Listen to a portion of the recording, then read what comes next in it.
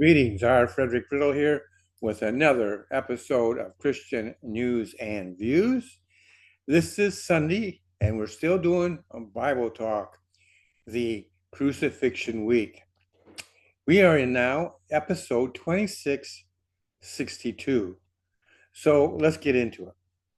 At the end of the Sabbath, as it began to dawn toward the first day of the week, came Mary Magdalene and the other Mary to see the sepulchre.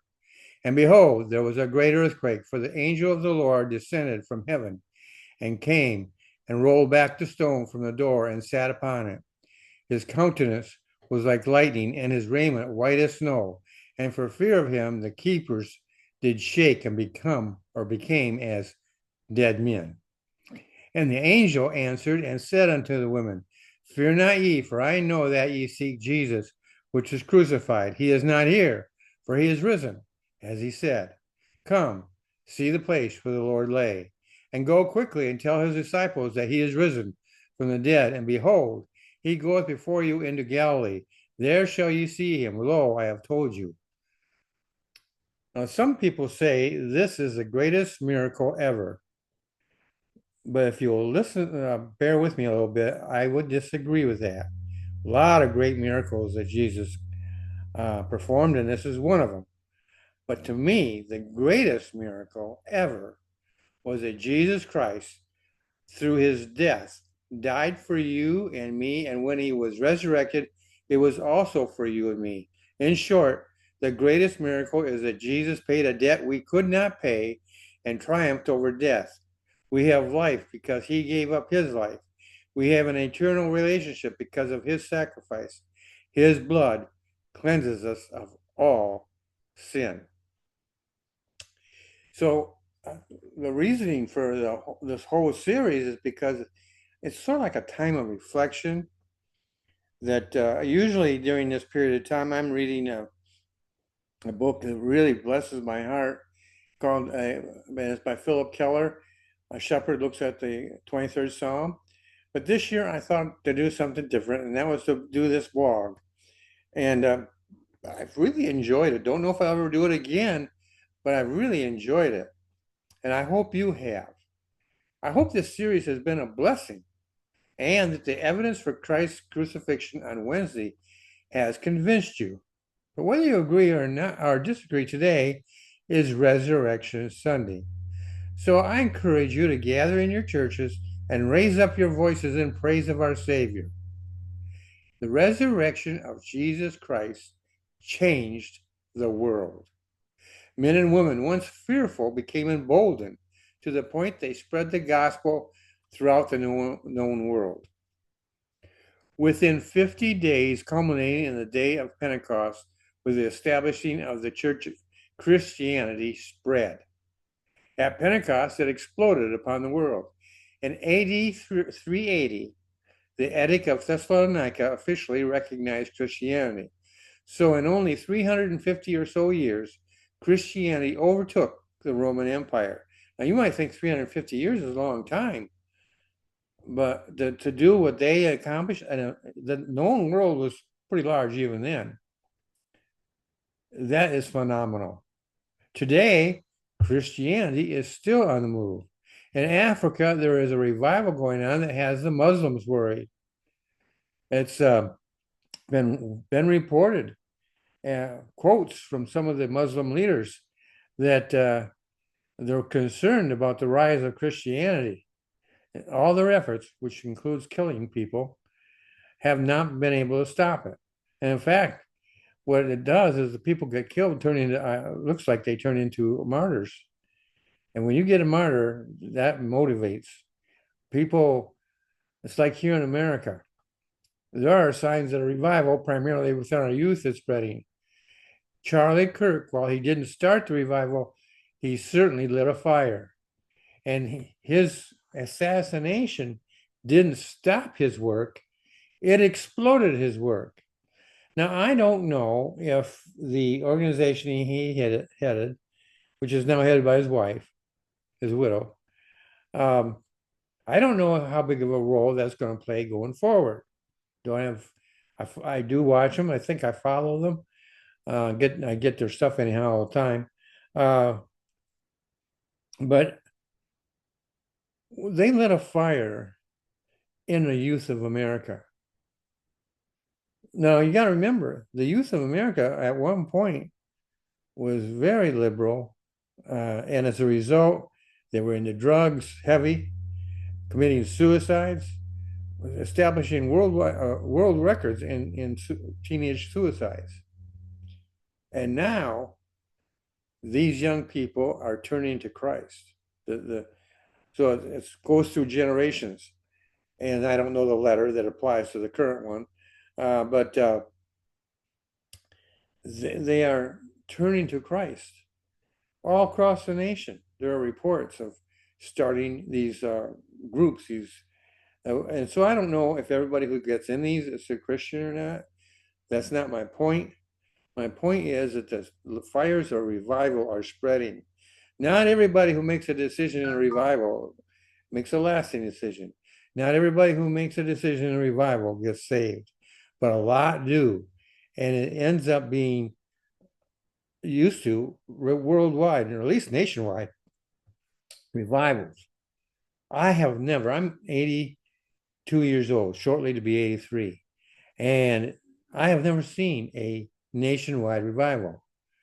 I have read about revivals here and there throughout the country. I've seen preaching on it. I think I've even read, not necessarily books, but messages, articles, and stuff like that pertaining to revivals.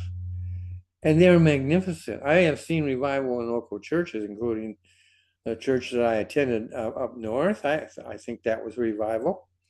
I've seen revival here in my church I'm going to here now. But I've never seen, in fact, I've seen a region-wide revival here in Southwest Florida.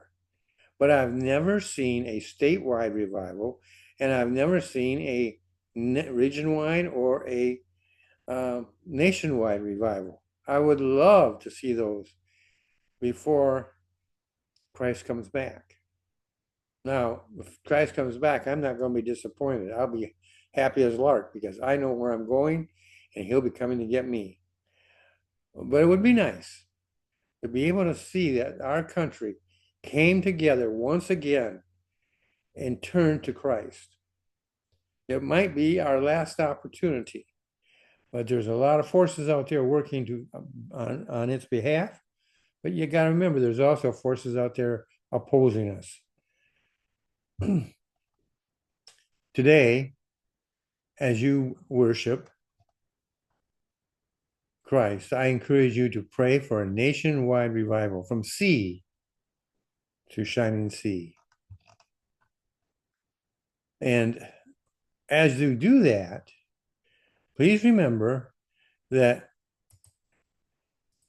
a revival isn't just crowds, isn't a meeting. You can have a revival meeting and revival might break out. You may have a church meeting and revival might break out. You may have a youth gathering and a revival may break out. But a revival is people turning their hearts back to Christ. It's a twofold. One, it's a revival of those of us who call ourselves Christians. I hate to admit it, but we get stale. We get old-fashioned. We get grumpy. we don't like to change. And when we don't like it, we're not always comfortable with the idea of God doing something in our life because we got roots, we've got plans, we got this and that. And God sometimes calls for us to make sacrifices. And so we're not always on fire for him. We need to be revived. One of the things that really concerns me is in the book of Revelation, the very first church that he wrote a letter to, the church of Ephesus. You take our church and probably your church, and you start and put your church alongside the church of Ephesus, and you go down point by point by point by point, and you see, wow, we're right on with them, and we're patting ourselves on the back. And then you get to, however, I have somewhat against you. You have left your first love. Can you imagine the devastation that caused when they heard that? And that used to perplex me until I went back and looked at my own life right when I got saved. When I got saved, uh, I wanted to tell everybody. When I got, that's not always everybody's remembrance, but it was mine. But there was a love for God that pervaded my being and influenced me greatly. And so I look at my life now and I look back at then and I think, well, I'm doing a lot for God, but do I still have the same love? So that's our motivation, is that God so loved us, that he died for us. And because he loved us, we are to love him. And if our motivation has to be based on love for Christ. If it's not, Christ will reject it. And so that's something that we need to look at. Also, revival is made up of unsaved people hearing the gospel and getting saved. So it's a two-part thing. And before the second part can take place, the first part should be God's people getting right with him. And face it, folks, every one of us has issues, problems in our lives, and we need to deal with them. We need to get down on our knees and confess them. If we know what they are, we're to confess them to God. And if we do that, he will forgive them, and he will help us clean those out. If we don't know what they are, but we sense there is something, then ask him. You should ask him anyhow, whether you sense it or not. Is there anything in the Bible? I think it's Psalm 139, verses 23 and 24, if I remember correctly. Search me, O God. And just on those two verses, the psalmist is asking God to search him, to look for any inequity, any sin, anything in his life. We should be doing the same thing. I should be doing the same thing. And if I am, God has that open airway, if you will, where he can communicate to me and I can communicate to him, and I can submit myself to whatever it is he wants and to do it gladly. God reminds me of that every once in a while, folks. And hopefully he does it to you too, because you're not perfect. This may come a shock to you. Hopefully it doesn't. But we are not perfect. We never will be perfect in this life. But someday, whether it's through death or a rapture, we will become like Christ. Think of this as the training ground. God's preparing us for heaven so that he don't have to do a major remake of us when we get there. But when we get there, we will be in the image of Christ. We will think more like him.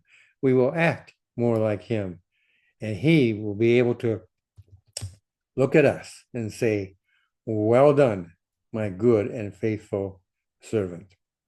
Well, I hope you enjoyed this past week, this biblical look at a single subject, basically the cross.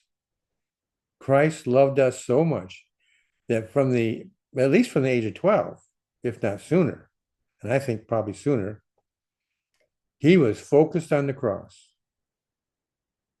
And to be his brother, his stepbrother, or his stepsister probably was difficult because they were sinners and he wasn't.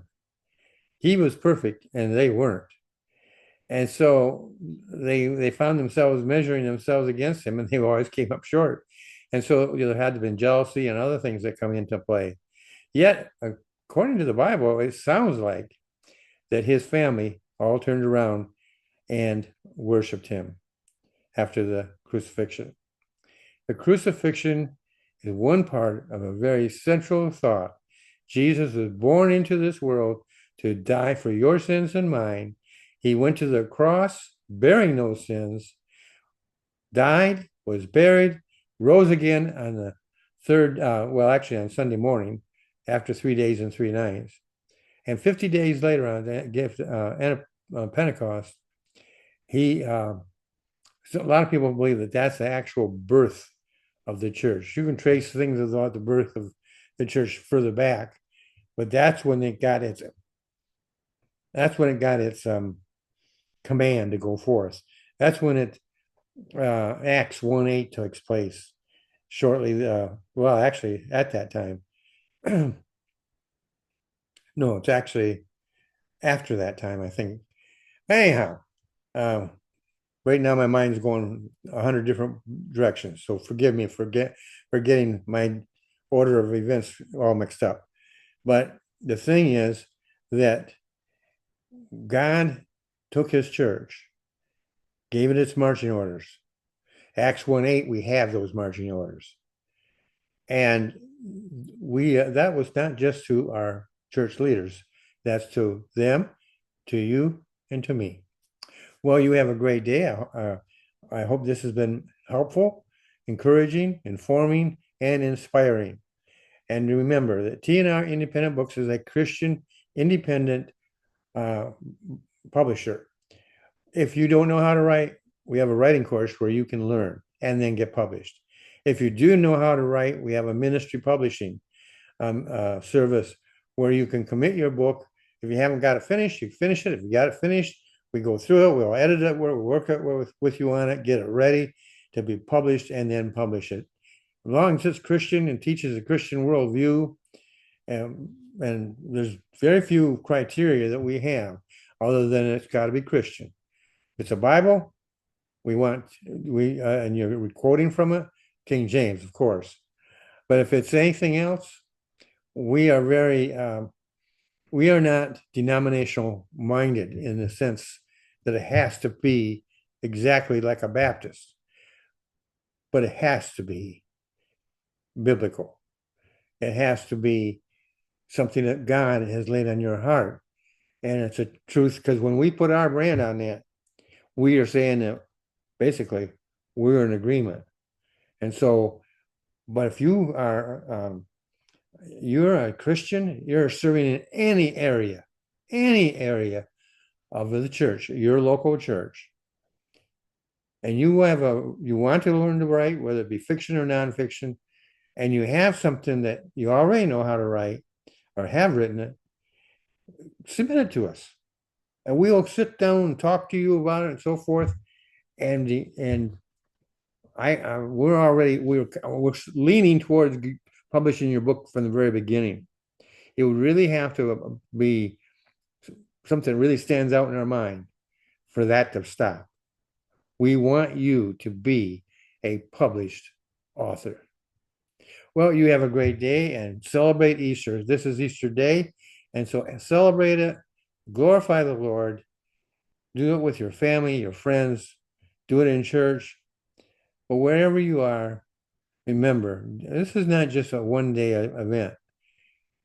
His death, burial, and resurrection are all things in which play a role in this world, and in particular in our lives. You have a great and wonderful day, and I'll see you in the next episode.